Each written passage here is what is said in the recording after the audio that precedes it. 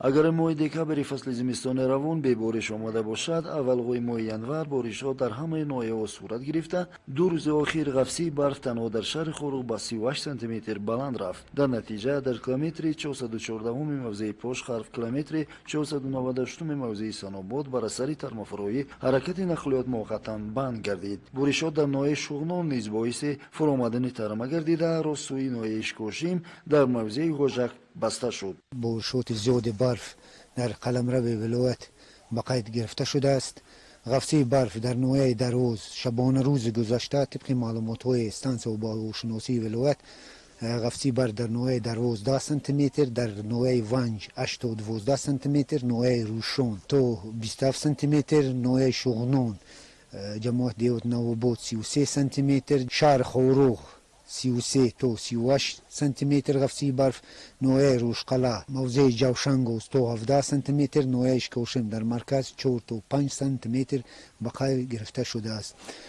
باید قید نمود که بر اثر بارشات روزهای اخیر یعنی راه طبق معلومات های مؤسسه دولتی نگهداری راههای اتومبیلگری ناحیه دروز یعنی راه در کیلومتر 414 موضع پوشخرف جماعت دیوت ویشخرف بر اثر سنگچرخ این حال محکم است. تکنیک مهندسی و موضع ذکر گردیده سفربر گردیده.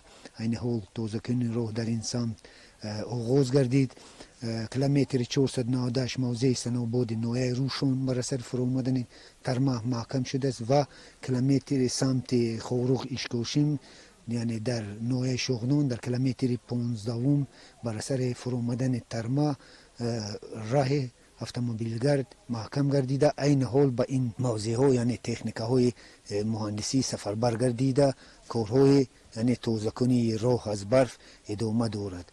با استفاده از تکنیکی در اختیار داشته، راهسازان توانستند راهها را از عاقبت‌های بارشات تا ساعت 11:00 تازه کرده حرکت نقلیات را تامین نمایند. مطابق معلومات آب و هواشناسان، بارشات باران و برف روزهای من بعد نیز صورت گرفته، بند گردیدن راهها بر اثر ترمافرویی زیر احتمال میماند. از این رو از شهروندان خواهش کرده میشود که ضمن حرکت در راهها با احتیاط باشند. طبق معلومات های از اگنتی و با هواشناسی کشور، نامساعدی باد و هوا تا آخر هفته ادامه یافته. احتمالیت بارشات نظررس برف در نظر است با مقصد سر وقت پیشگیری نمودن از هر گونه حالتهای به عمل آمدن و راه ندادن به تلفات جان انسان.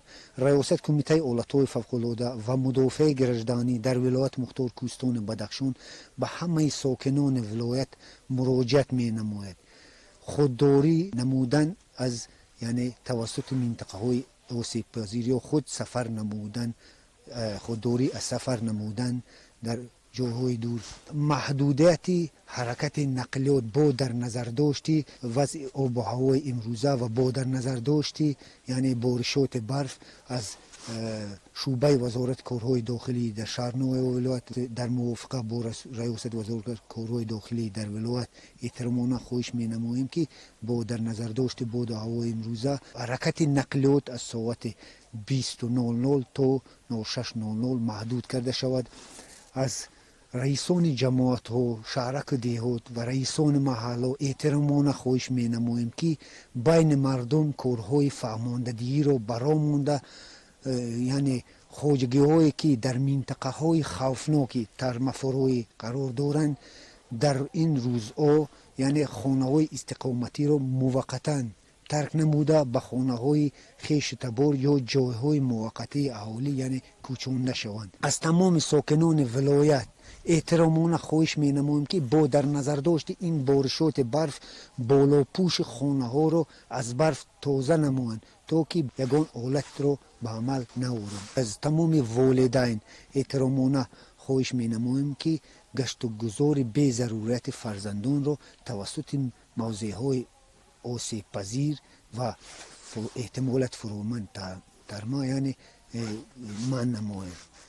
با در صورت رخ دادن یگان حالت فوق‌العاده خواهش می نماییم که با تلفن های باوری 24057 22744 و 23880 2877 زنگ زنید. бари сари вақт тоза намудани роҳҳои қаламрави вилоят аз оқибатҳои тармафуроӣ ва боришоти барф роҳсозон омодагии комил дида захираи сӯзишворӣ имкон медиҳад то фаъолияти роҳдорон самараи хуберо ба бор орад, вале дар ҳар сурат мақоли мардумии эҳтиёт нимаҳаёт имрӯз низ мавқеи худро гум накарда ҷиддияти бештарро аз сокинон тақозо мекунад. барфбориҳои рӯзҳои охир ва фаромадани тарма дар қитъаҳои алоҳидаи ноҳияи решон боис гардид ки кормандони муассисаи нигаҳдории роҳҳои автомобилгарди ноҳияи решон фаъолияташонро дучанд пурзур намуда кӯшиш ба харҷ доданд ки қитъаҳои алоҳидаи шоҳроҳи байналмилалиро аз асароти тарма сари вақт тоза намоянд. муовини якуми раиси вилояти мухтори кӯҳистони Бадахшон Мирзозода Низом Юсуфӣ зимни боздиди корӣ аз ноҳияи решон вазъи роҳҳои қаламравии ноҳияро аз назар гузаронида